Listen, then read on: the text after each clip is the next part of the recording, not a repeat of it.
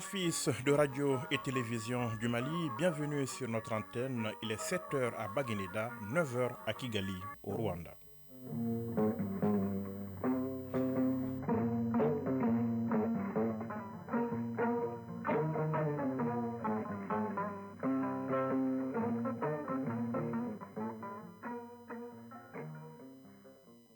Le journal Yaya Konaté. Dans l'actualité de ce lundi 27 mai 2024, produire 9 tonnes de riz à l'hectare, c'est possible au Mali.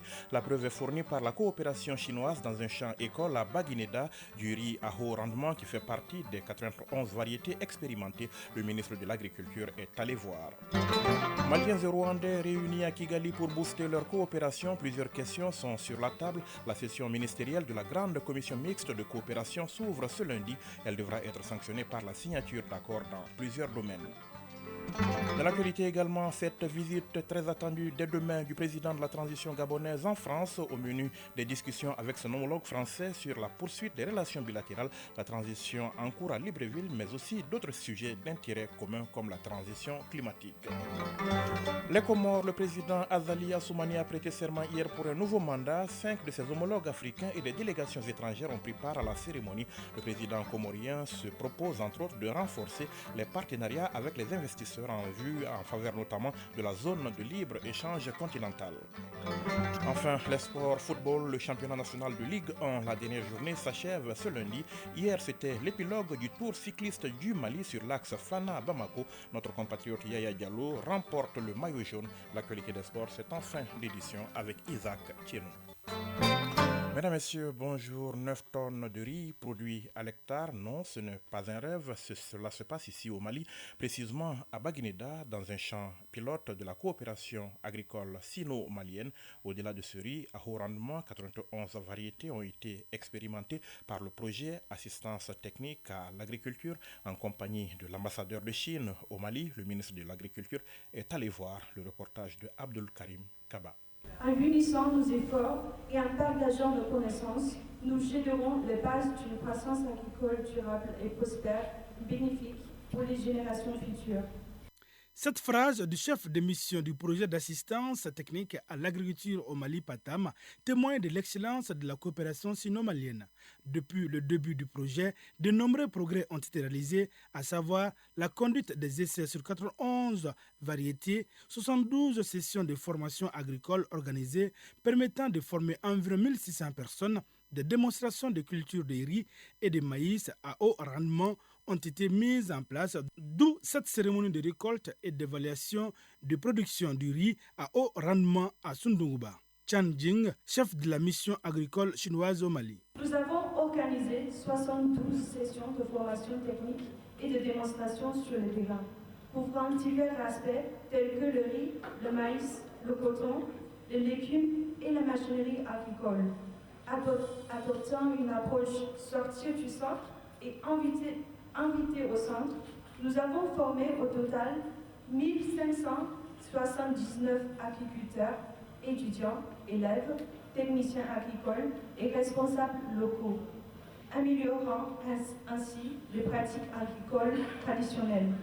Des techniques chinoises en matière de riz, de la semence aux graines, la mécanisation, ces techniques, une fois assimilées, aideront beaucoup les agriculteurs maliens. Shen Zhong, ambassadeur de la Chine au Mali. La sécurité alimentaire est un pilier pour la paix et le développement du monde. La Chine entend continuer à soutenir fermement le Mali pour mieux faire face aux défis de sécurité alimentaire et à travailler main dans la main avec lui dans la promotion de la construction d'une communauté d'avenir partagée. La coopération sino-malienne à travers ce projet montre à suffisance le bon rendement des agriculteurs maliens. Lassine Dambélé, ministre de l'Agriculture. Cette récolte démontre concrètement les avantages de notre coopération avec la Chine et son impact positif sur la production agricole et par ricochet sur la vie de nos communautés. Le secteur agricole est vital pour notre pays. C'est pourquoi nous avons obligation de faire de ce secteur une source d'espoir pour nos populations rurales, une source de prospérité, de création d'emplois et de richesses en adoptant des techniques agricoles modernes, efficaces et efficientes. Lancé en octobre 2022, le projet d'assistance technique à l'agriculture au Mali PATAM a pour objet de renforcer l'amitié entre la République populaire de Chine et la République du Mali afin d'améliorer la sécurité alimentaire du Mali.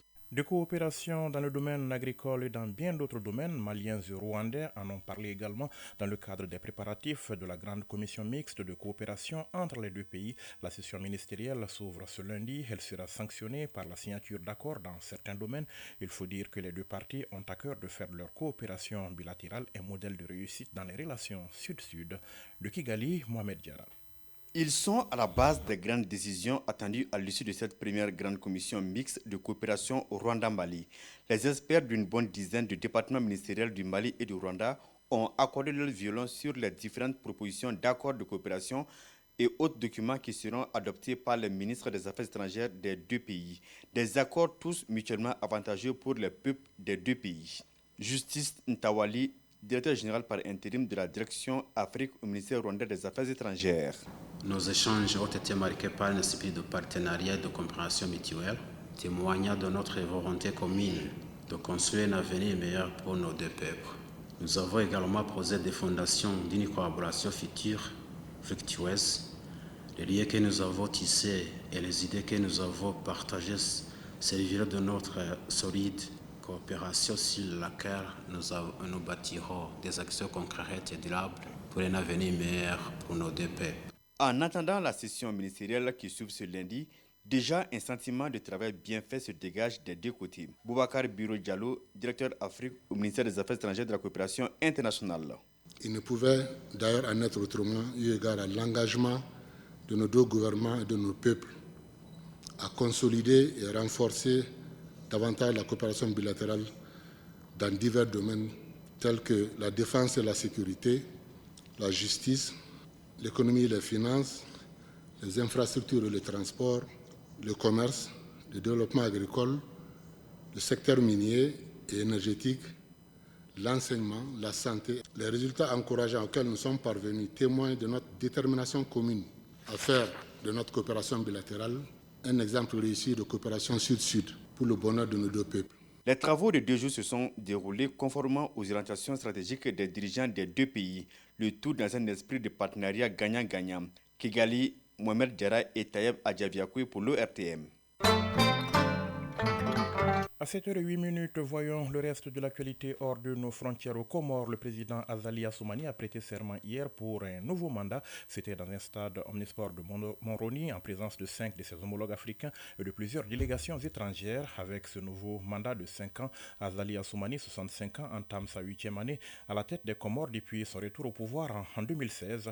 Avant de se projeter sur les 5 prochaines années de son mandat, Azali Assoumani a rappelé son bilan à la tête de l'Union africaine et de l'État comorien pour les années à venir. Il a promis notamment de renforcer les partenariats avec les investisseurs en faveur notamment de la zone de libre-échange continentale africaine. À Madagascar, dernière ligne droite avant les élections législatives prévues ce 29 mai. La campagne électorale s'achève ce lundi. Pendant 20 jours, le pays s'est animé au passage des voitures de campagne et au rythme de distribution de dons des candidats. L'opposition qui avait boycotté le scrutin présidentiel de novembre a cette fois-ci choisi d'aller au bout de la campagne tout en dénonçant le cadre électoral marqué selon elle par une série d'irrégularités.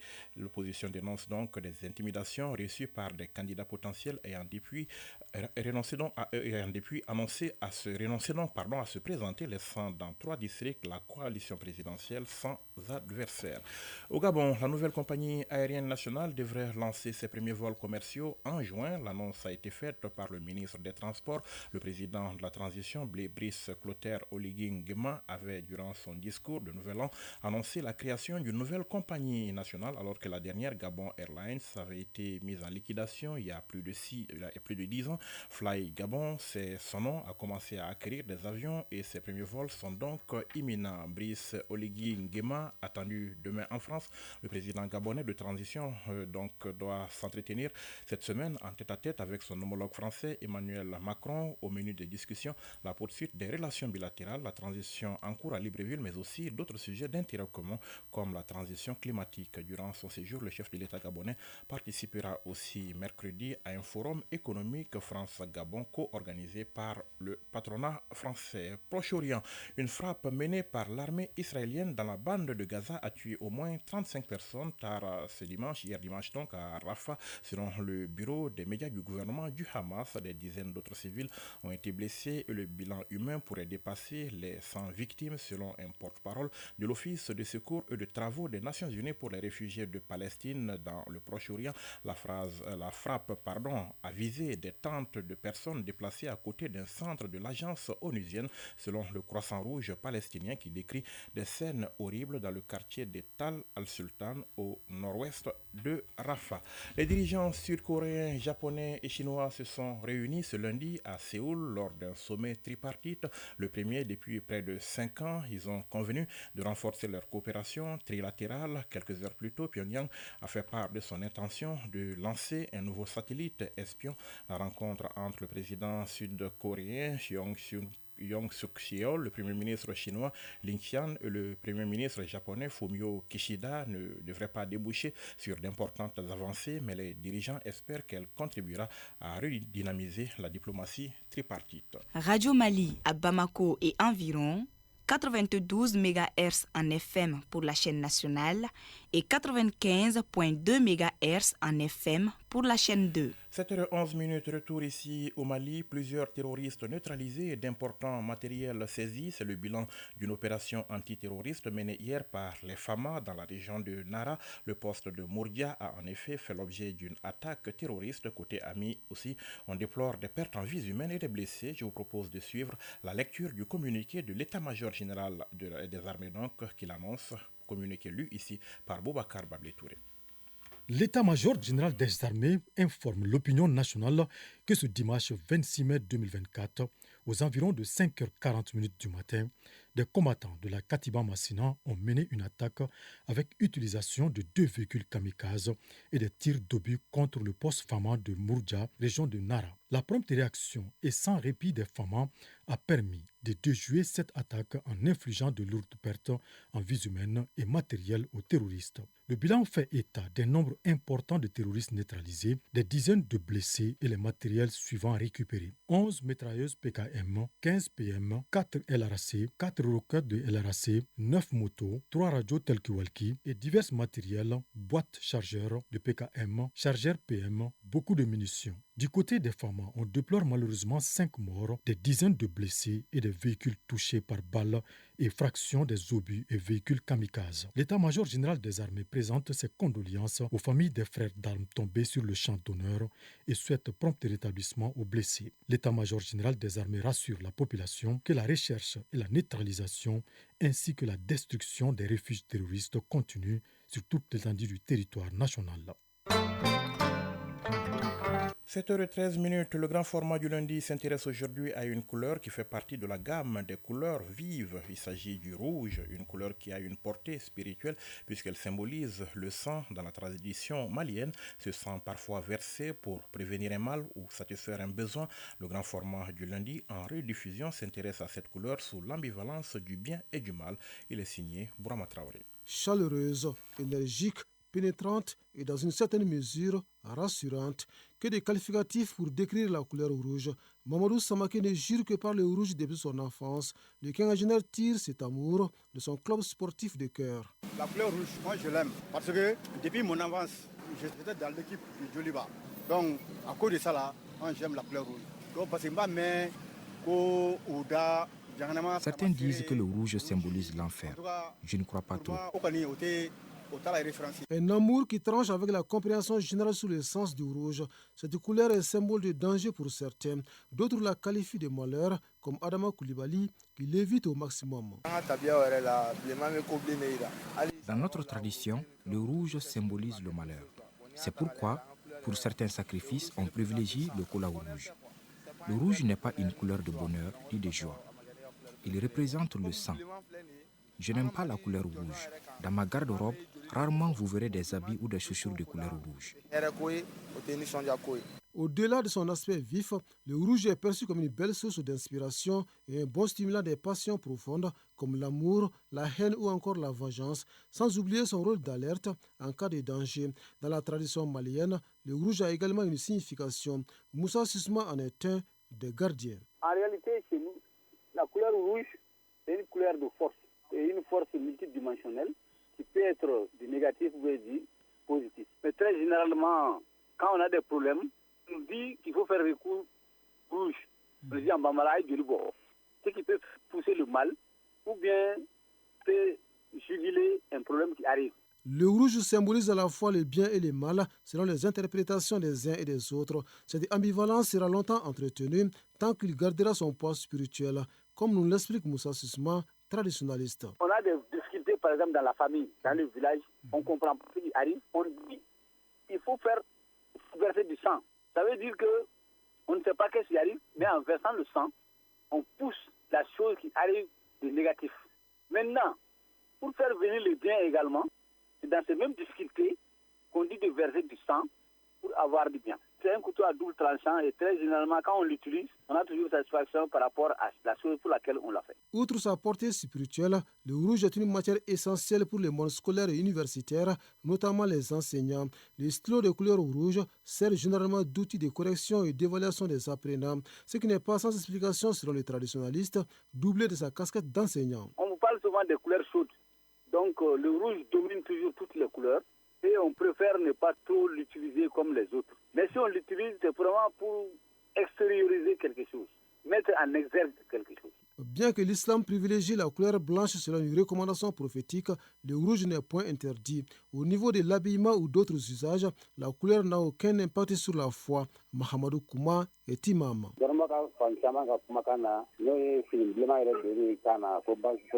Selon plusieurs érudits, porter un habit rouge ne représente aucun danger pour les musulmans. Un jour, le prophète a été aperçu en rouge par ses compagnons. Cela nous rassure que porter un habit rouge n'est pas interdit et n'impacte pas la foi. Si les avis diffèrent sur le sens du rouge, l'unanimité semble se faire autour d'un symbole de cette couleur, celui de la vie. Comme nous enseigne bien un proverbe africain, toute chose est morte qui n'est pas rouge.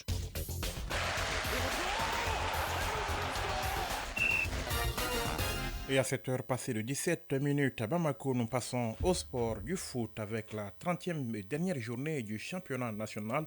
Elle s'achève donc cet après-midi, cette journée. Et le tour cycliste du Mali, lui, a pris fin hier avec l'étape Fana-Bamako. Et c'est notre compatriote Yaya Diallo qui remporte le maillot jaune. Le résumé de l'actualité sportive, c'est avec Isaac Thieno. Championnat national de Ligue 1 de football, la 30e et dernière journée prend fin cet après-midi avec les rencontres 11 créateurs à Céréales. Isfas AS Bagardian, Joliba Blacksar et US Bogoba COB. Hier, au compte de cette dernière journée, le match le plus attendu a opposé sur le terrain de Joliba, l'AS Police et ATS de Kourou. Les policiers ont réussi à se maintenir en s'imposant par le score de 3-0. L'AS Police reste donc en première division. Son entraîneur Fanny Diarra s'en félicite. Il l'a fait savoir au micro de Famourou Durté. La saison a été très mauvaise. Dans un premier temps, nous avons commencé l'entraînement très en retard par rapport aux autres équipes. Ça, c'était la première. Et la deuxième, comme je l'ai dit, le nombre y était, mais pas la qualité. Ça aussi, on l'a vu dans nos résultats de début de saison. Maintenant, vers le finish, on était obligé parce qu'on avait le dos au mur. Et je pense qu'aujourd'hui, nous avons réalisé le match parfait. Si éventuellement je dois rester à la police, ce n'est pas pour jouer le second rôle.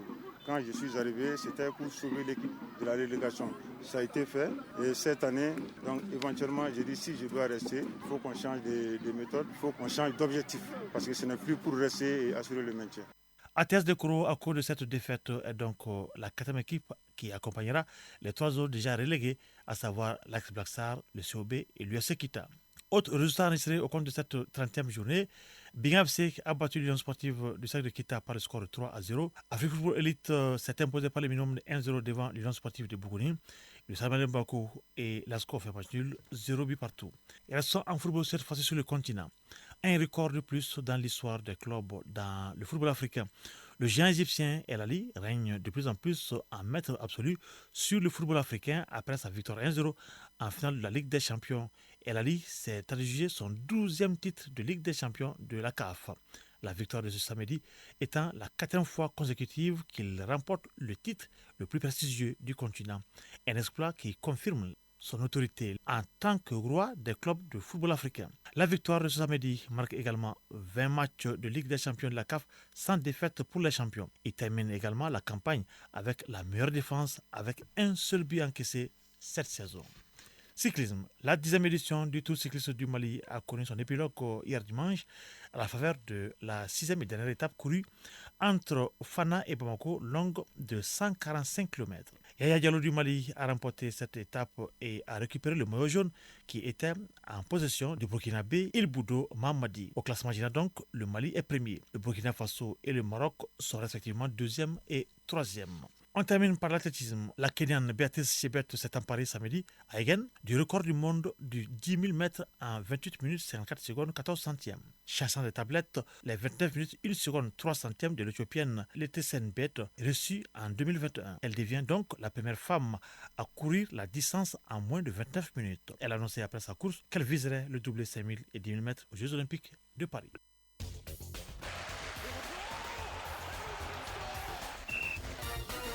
7h21, le rappel du sommaire de ce journal. Produire 9 tonnes de riz à l'hectare, c'est possible au Mali. La preuve est fournie par la coopération chinoise dans un champ-école, la Baguineda, du riz à haut rendement qui fait partie des 91 variétés expérimentées. Le ministre de l'Agriculture est allé voir.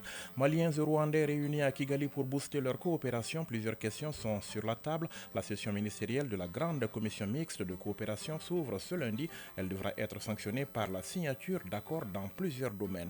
Dans l'actualité également, cette visite attendue dès demain du président de la transition gabonaise en France. Au menu des discussions avec son homologue français, la poursuite des relations bilatérales, la transition en cours à Libreville, mais aussi d'autres sujets d'intérêt commun comme la transition climatique. Les Comores, le président Azali Assoumani a prêté serment hier pour un nouveau mandat. 5 de ses homologues africains et des délégations étrangères ont pris part à la cérémonie. Le président comorien se propose entre autres de renforcer les partenariats avec les investisseurs en faveur notamment de la zone de libre-échange continental. Et puis les sports du football, le championnat national de Ligue 1. La dernière journée s'achève ce lundi. Hier, c'était l'épilogue du Tour cycliste du Mali sur l'axe Fana-Bamako. Notre compatriote Yaya Diallo remporte le maillot jaune. Il est 7h passé de 22 minutes. C'est la fin de ce journal. Réalisation, coordination Ousmane Dao. Mise en onde Aliou Koulibaly. Présentation Yaya Konaté. À suivre tout de suite les infos météo. Elles seront suivies par la rubrique des avis et communiqués présentée par Fatim Dambélé. Prenez soin de vous et des autres. Passez une excellente journée. Au revoir.